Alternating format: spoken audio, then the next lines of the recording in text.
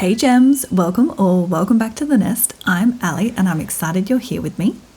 Today we are going to tour one of my old islands. This one is IsoleMorte, or Island of the Dead, I believe is what that one means. And if you enjoy cozy Animal Crossing content, go and hit those like and subscribe buttons, and don't forget to join our Discord through the link in the video description. So let's go ahead and have a look at the map first of all. Oh, not using that. There we go. So looking at the map of IsoleMorte, essentially I had been reading Throne of Glass, and if you don't know that series by Sarah J. Maas, go and read it. It is top tier. But I'd been reading that and I was very taken by the thought of the archipelago of the Dead Islands and Skulls Bay. And so I got very inspired and thought to myself, let's put something like that together. So there's not really any lore specifically for this island. It was just all aesthetics and vibes.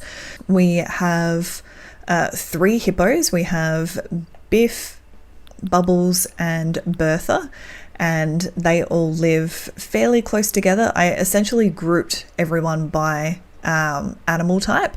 So we've got 3 hippos, we have 2 alligators, Ali and Alfonso. We have our 3 little frogs. I love the frog characters, the frog villagers. We have Tad, we have Henry and Prince. And although Prince's face always gives me a little bit of pause, he kind of looks filthy all the time. He does have the right color scheme out of all of the frogs, and I just really needed him to round out what we were doing. And then up the back we have Dina and Molly together. So the whole vibe of this island is basically a swampy archipelago with a couple of sort of port type sections. So in Throne of Glass there is Skulls Bay, which is like the main part of the Dead Islands where like stuff happens, and that is run by a pirate lord. His name's Rolf, but that's not really important to the story here. But I basically wanted to recreate that very loosely. So most of the island is very swampy, it's, you know, watery and lush and green. And then we have a couple of port sections that are a bit more industrial. So coming along here, this entrance is probably one of my favorite entrances I think that I've ever put together. I was really proud of how this ended up turning out. So coming up from the airport, if we go to the right here, we come to resident services eventually. So there's lots of built up cliffs and things, and there's lots of decorating up on these cliffs. They're not really designed to be places that you go to and interact with and things like that. They're just there for the aesthetics, for the vibe. And I was really happy with how they turned out in the end, to be perfectly honest. This island I completed last year, I reckon it was, and this was the first time that I sort of remembered, oh hey, why don't we give potential visitors some things that they can wear while they're on the island. So we have a little outfit station there with the vaulting pole, because sometimes you need that to get around this particular island. So we've got our steel toe boots, we got our sea captain's coat, and some noble pants to match. Now my fedora doesn't really match this outfit, but that's okay, it doesn't really matter. So resident services is kind of blocked off from everything. It's just sort of surrounded by some jungly stuff and nature, of course. And it's just, like I said, like this whole island is basically vibes and aesthetic. That was all that I was really going for. And I think I think I did it. Let me know in the comments below if you agree that I did what I set out to do in creating a sort of an archipelago aesthetic with like a sort of Swampcore-ish vibe to it. It's not super swampy, and it wasn't really meant to be. Now, as we come up here, following Ali, excuse me, this is the Gator Swamp, and I love this area here. I loved putting this little swampy section together, their little pond almost. I decorated everyone's exteriors for their houses, but I didn't do any of the interiors because it just didn't really matter to me. For this particular island, I just wanted everyone's exteriors to match the vibe of their areas. So lots of browns and greens, lots of ship wheel door decorations. I loved using these little I never know how to say the word properly, but the karaoke cookie, you know what I'm talking about, the little frog guys. I love using that decoration. I saw that on a bunch of Pinterest posts and I was like, I need to do this. They're very, very cute and I love them. So those guys, oh, now I can't find myself. There we go.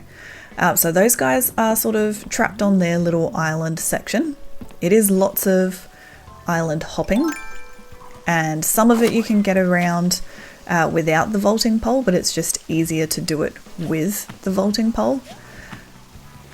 So we have, yeah, more greenery and whatnot. I don't know if it'll let me get across here. There we go. All these little baby islands and stuff like that were really cute to decorate, and this was the first time that I left Blathers's tent as a tent. This was the first time that I didn't fully upgrade him to the museum. I think I always knew that you didn't have to, but I didn't know that you couldn't move the tent. And so obviously where I placed it, right here, is where it had to stay. So I just had to build around it. And I quite like how all of that ended up turning out. And if we come to this South Beach, this is the first of the port sections. And I really liked the vibe that we got here. It's kind of piratey, and that was the point. I did lots of flat buildings like this. Oops, hang on. I did lots of flat buildings like this, like 2D sort of fake buildings, and I really enjoyed putting those together. I hadn't done a lot of fake building before, and so doing more 2D flat ones was actually quite challenging to make them look realistic enough in the way that they needed to look realistic. And then of course we have like little docking stations for the ships that come in. We have all the different items that are coming and going from the port. I really enjoyed this little section in particular, and using the castle pieces. I love the castle pieces, and I enjoy putting them everywhere that I can. But using the backs of the storefronts as well. And then obviously the plain party lights arch there. The wanted posters really just fit the aesthetic of what we were doing here, because the other part of the sort of industrial-ish section is also very piratey, and we'll come to that later. The peninsula I wasn't really sure what to do with, so I decided we would shove a lighthouse up there and then make it pirate. So that's basically what I tried to do, right? So the the ship helm steering wheel situation going on up there, and just a few bits and pieces to make it look uninviting. And then along here I did what I often end up doing with beaches, and just decorated it with plant life. So most of the beaches just have lots of your cacti, your baobab, however you say that tree, and termite mounds, and then of course some dead leaf piles to fill it out. This little pathway is meant to be difficult to move through. It's meant to be kind of jungly and like, where are we going? And then there's a couple more of these sorts of little sections that again are not really meant to be interacted with. They're just there for that increased aesthetic and vibe of being sort of forgotten, I guess. Like, this isn't supposed to be largely inhabited by like city life kind of stuff. That was what I wanted the majority of this island to give off. So there's lots of these types of areas with, you know, lots of giant vines and mushroom items. This is my sort of rock garden. I didn't really want to do a proper rock garden for this island. I wanted the rocks to be more natural. So they sort of have, like, you can sort of tell they're in a bit of a pattern. You can't see the bottom one from this angle, but you can sort of see the pattern that they're in, but it still looks natural enough that, you know, you're not looking at it like, oh yeah, that's a rock garden. And then up here we have just another little section of you know, Forgotten World type stuff. It's sort of giving Indiana Jones type vibes, I feel like, in some ways. I love using the ruined items as well. They're great for adding that sort of old world forgotten touch to things. But yeah, I did so much waterscaping for this island, and lots of it was really quite challenging, but I enjoyed the challenge of it, and I think it just really scratched that creative itch that I was having in my brain, figuring out what to do with all of these sections as well. And so this is, I think, Bertha's house, but this is the first of our hippo house section. And like I said, I didn't do any of the interiors, I just decorated their exteriors so that they would fit the vibe. And again, just lots of greenery, lots of kind of swampy, but not quite, like swamp adjacent, I guess, kind of vibes and items and things like that. And it was really fun putting all of this together as well, and working out how to actually make things look the way I wanted them to for the aesthetic that I was trying to go for. I loved doing this little walkway up here. I really like those sorts of land bridges that I've seen other people do on Pinterest and stuff. And so I had a go at it. I think it's a bit too narrow for the most part, but I, of course, had already done a bunch of other stuff, and this was it. And I was like, well, we're just going to have to work with it. And that's pretty much my whole decorating vibe, is that we'll just make it work. And that's mostly because I can just never be bothered actually going back to fix things. It's too much energy for me. So I don't do stuff like that. I just go, well, that's the way it is now. And then I just try my best to make it work. I thought that I could get to that little stepping stone, but I can't. This little hidden waterfall type section was another one of my favorite things that I put together, but it is incredibly difficult to get a good photo of it. I think that I might have a picture of it on my Switch. If I do, I'll put it on the screen while we're having a look around here. But essentially I wanted this sort of this section to have more of that mysterious, forgotten type of vibe to it, hence the rock head and the stone lion dogs, I think they are. Dog lion? Lion dog. I think it's lion dog. But either way, I don't think they're the glowing moss ones, are they? I don't know. Either way, you guys know what I mean. But yeah, I wanted this sort of semi-hidden sunken waterfall type situation to have more of that, like, what's going on here kind of a vibe to it. And I feel like we achieved that up here. And I love, this is the sort of decorating that I love the most. I love doing natural stuff. I really like doing waterscaping and like cliff terraforming and things like that. And I just find this sort of decorating comes quite naturally to me. Let me know in the comments if that's you, or if you're more of a town core decorator.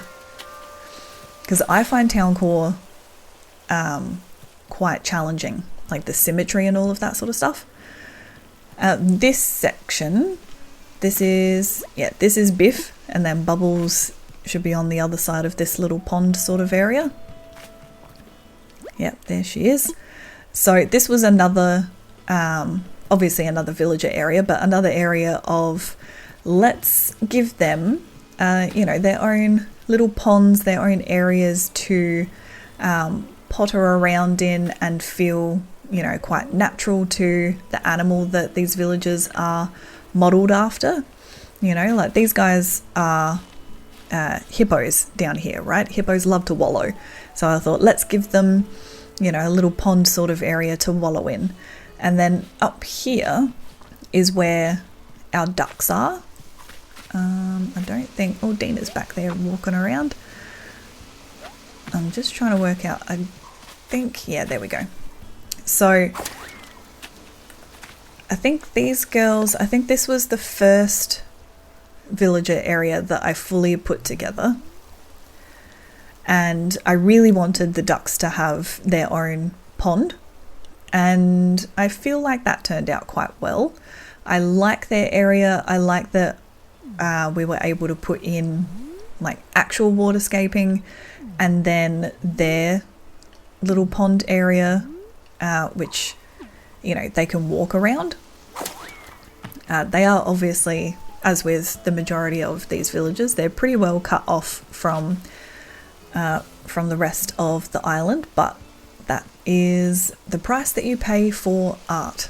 So, you know, they just look, they've got some room to move, see, and they've got, you know, Dina's got a fishing rod, so she can do some activities. They've got some little ducky friends, and, you know, what more could they possibly want? And we've got more little ducky friends over here. This is just another little aesthetic filler build. Just more pond, more greenery, more vibes. And I love it. And yeah, again, like a lot of these areas are not designed to be interacted with. They're designed to just be looked at from the distance that I have apparently decided you're allowed to look from. And if we, I've trapped myself in the corner. Okay. If we go along here, so after our hippo area, I was going to say enclosure then, but it's not an enclosure, we have more waterfalls. But before we go over there, we'll head down here towards our secret beach. We have our wanted poster for Red. Even though the port sections of this island are inhabited by pirates, Red is not always welcome. But he should be used to that by now. So our little secret walkway to our secret beach. We've got some delicious decorative bottles that are definitely not questionable. Some barrels there that are not questionable either. And I really loved doing this type of secret walkway as well, with the little hop over water section there between the two waterfalls. That was really fun to put together, and was another sort of puzzling type situation because I had to work out the right kind of widths that I needed, like, you know, what were appropriate little alcove sections and all of that sort of stuff, how to make sure the water went the way that I wanted it to. And I love that sort of stuff. I love puzzles. Now, this area that I'm trying to access, I don't think I can go that way anymore, but that's okay. This is the frog area that we're on the side of, so I think we might have to go up and around to get there. Can we get there from here maybe? I think we still can. We can get to some of it. So I think this one is Tad's house. Yes, it is. So this is Tad, Henry's in the back there, and Prince is behind them.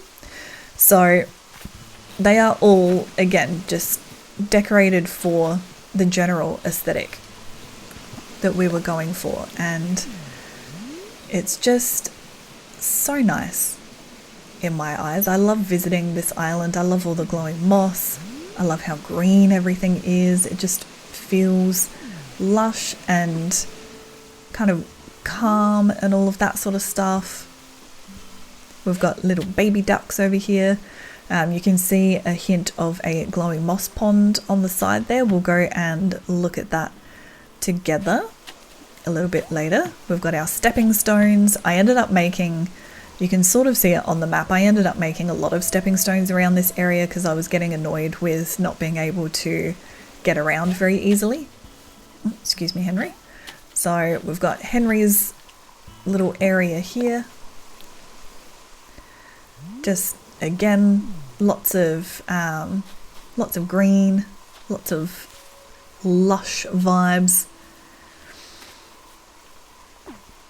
And then jumping back here, we have Prince's area.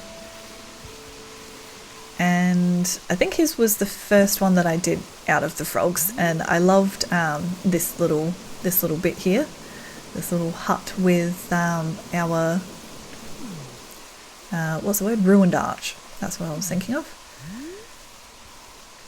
And yeah, it's just, I actually don't think I did Prince's exterior because it already fit the vibe that I wanted. So that was actually pretty handy. Okay, so coming down here is the only way that you can access the campsite. But again, it is very lush.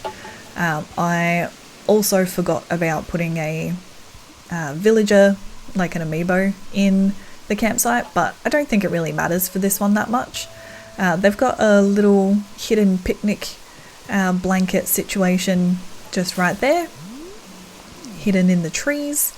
We've got our little campfire set going, and just lots of lovely greenery in this area as well. I love that deer scare for a bit of atmosphere as well.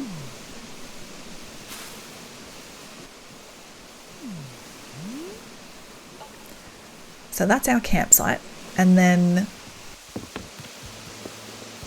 okay, so from here, if we come back down this bridge and through this walkway here,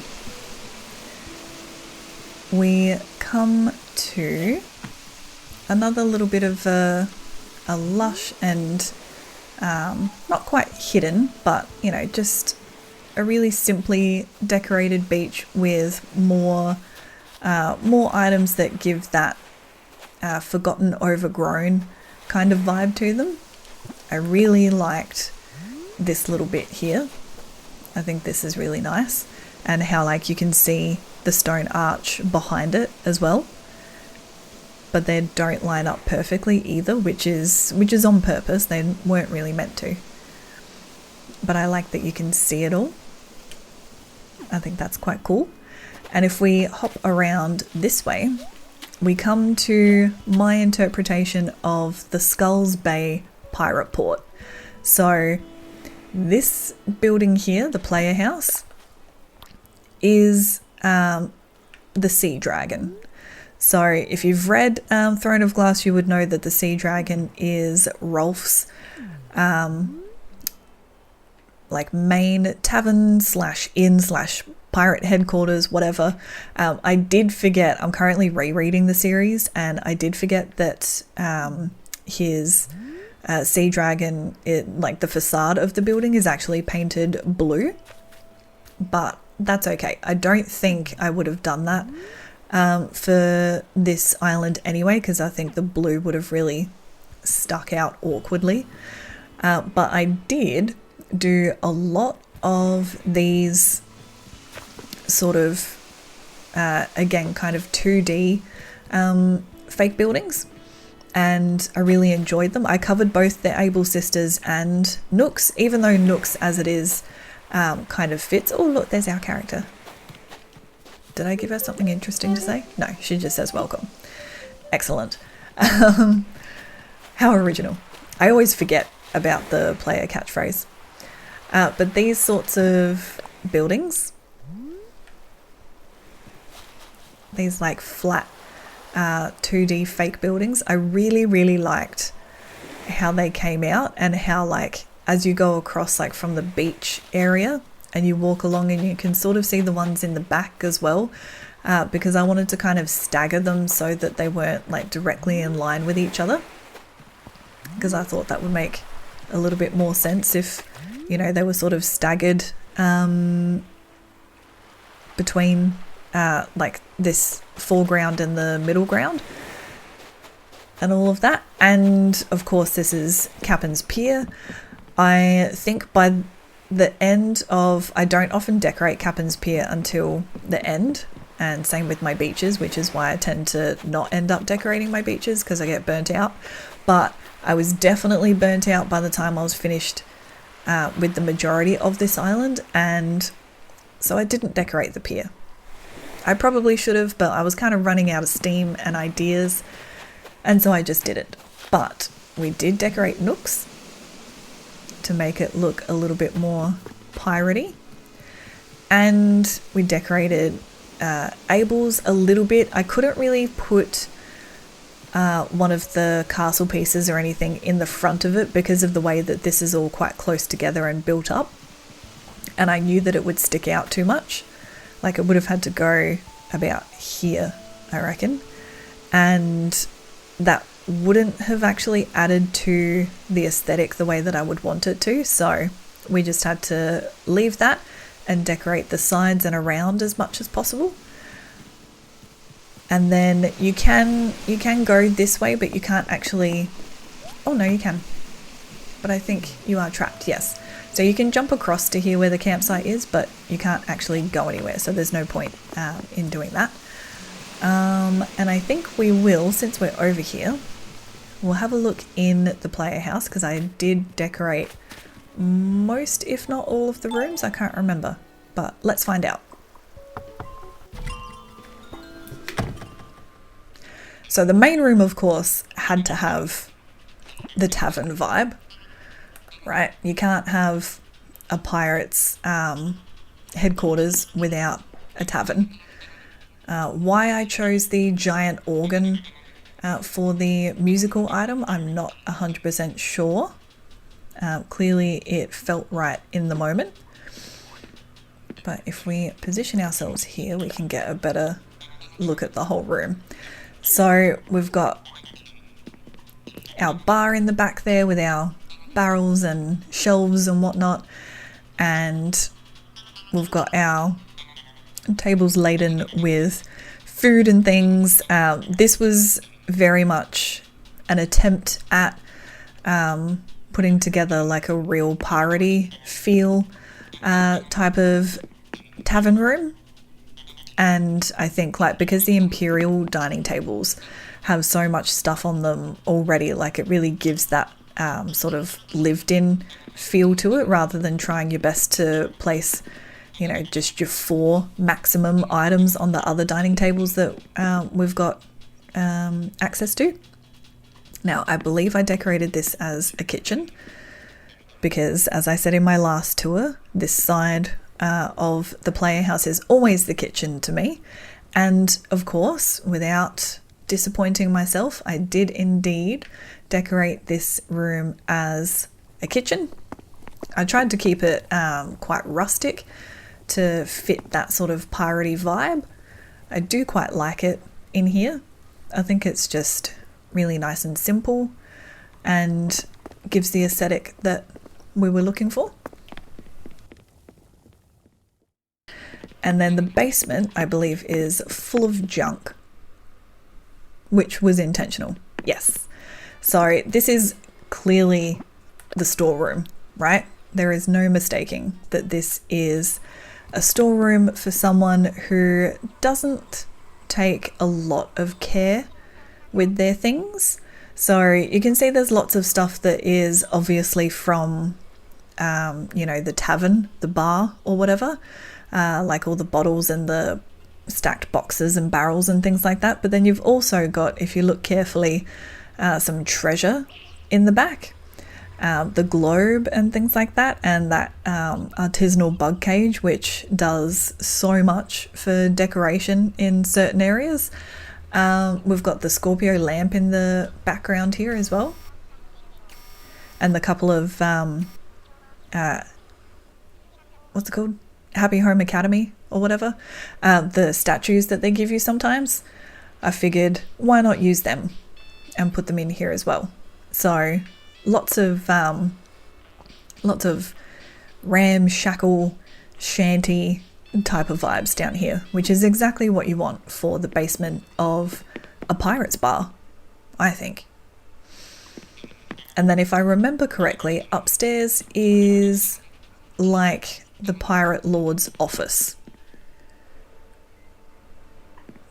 Yes, that was the aesthetic we were going for up here. So this is meant to mimic, in a sense, Rolf's office from, again, the Throne of Glass series, because that's what I was basing a good chunk of this island on. So, he's got displays of wealth all through here. You've got the big chair and a little meeting area type situation over here. Lots of browns and things like that, rich mahogany, if you will. And I'm not sure why I felt that the bed in the corner was necessary. Oh, no, I remember now. I remember why. So that I could create the dream address, of course. I think I realized that later, that I needed a bed inside the house. I don't know if you guys already knew that, but you can't actually do a sleepy and do a dream address if the bed that you're laying on is outside. So the bed has to be in the house for you to be able to lay down and see Luna and do some dreaming. And so, because this is all coming back to me now, I coloured it this way so that it wouldn't stand out too much with everything else that we have going on. I couldn't put, I reckon I thought about a hay bed, but that would not have made sense in this room. And I mean, thinking about it now, I could have done it in the way that I did for Kajiba, and I actually got a bit creative and crafty with that. And the back room here that I'm standing in front of, I have on Kajiba there's a curtain, the curtain partition blocking that doorway off, and in the back there I had a little bedroom set up. So I took the curtain partition off, went a little bit into like the doorway, but not all the way down the hallway, right? So like just a little bit like this, and then I put the partition back, and then I went into the bedroom and set the dream address. How smart, right? I thought it was pretty clever. But anyway, that was how I did that. So if you can take that and use that if you want to set a dream address where you don't have a bed visible in your player house. You're welcome. Okay, so we're nearly done. We've nearly seen everything. If we come up here, we've got the other side of the frog pond. So this is like an abandoned church type building that I really wanted to put together, and it was a bit challenging because it's kind of a perspective build in a sense. Like, you have to look at it a certain way for it to make enough sense for what you're trying to do, like with the wedding nuptial bell up in the top there and everything, and just layering all the pieces correctly for how you want them to be viewed.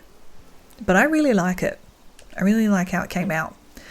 What else have we got around here? So the rest of this is just more sort of swampy, jungly aesthetic. And if we come around, if we come around this side of the beach, I again just did some basic decorating around here as a bit of a walkway to give us an entry point to this little section. So I can't remember why I left it like this when I was first terraforming and putting together my map, but when I got to the point of finishing off all the decorating and everything, I was like, what the heck am I going to put here? So I made this whole section just a bit of a grotto. So we've got our glowing moss cave in the back, we've got the pond in the front, get a nice little angle on that, and it's just mystic enough without being fantasy, right? Because the whole vibe of this island is not really to be fantasy, not like my swampy witch core island, which like is definitely a fantasy island, and that was the entire point of putting that one together. This is also something that I put it together up on the rocks here, like towards the beginning of decorating and terraforming, and then I just left it and I forgot about it. And then when I came to decorating like all this section of beach and making my little grotto and all that sort of stuff, I remembered it and then went, you know what guys, I can't be bothered doing anything else with that or changing it. So yep, there it is. Just a little rock pond surrounded by trees, bounty lights for no reason. But that's fine. It doesn't matter. You can come up with your own reasons for why that's there. That's fine. Art is subject to interpretation, right? And that's what we do when we put these islands together. We're creating art. That's the way that I like to look at it. It is a creation. It's an expression of your artistic ability, your creativity. It comes for the most part out of our own imaginations as individuals. Even when we're taking inspiration from other people and all of that sort of stuff, like this is all our interpretation. This is all our unique design of what we think a certain theme might look like, or what we think a certain, game or book or whatever aesthetic or vibe or, that sort of stuff, what it should all look like. We make it up ourselves. Excuse me. Thank you. I was doing a monologue there. Thank you very much. Anyway, let's head back to the entrance and we will sign off. Alright you guys, so we will leave it there for today. Thank you so much for watching. I hope you enjoyed the video. If you haven't already, give the video a thumbs up and consider subscribing and joining the Discord so you don't miss any future content. I would very much appreciate it. If you want to see more island tours, drop a comment below and let me know. If you want me to tour one of your islands, drop the DA in the Discord if you like, with as much info as you feel comfortable sharing. And I hope that you are all having the best day, and I'll see you in the next one. Bye!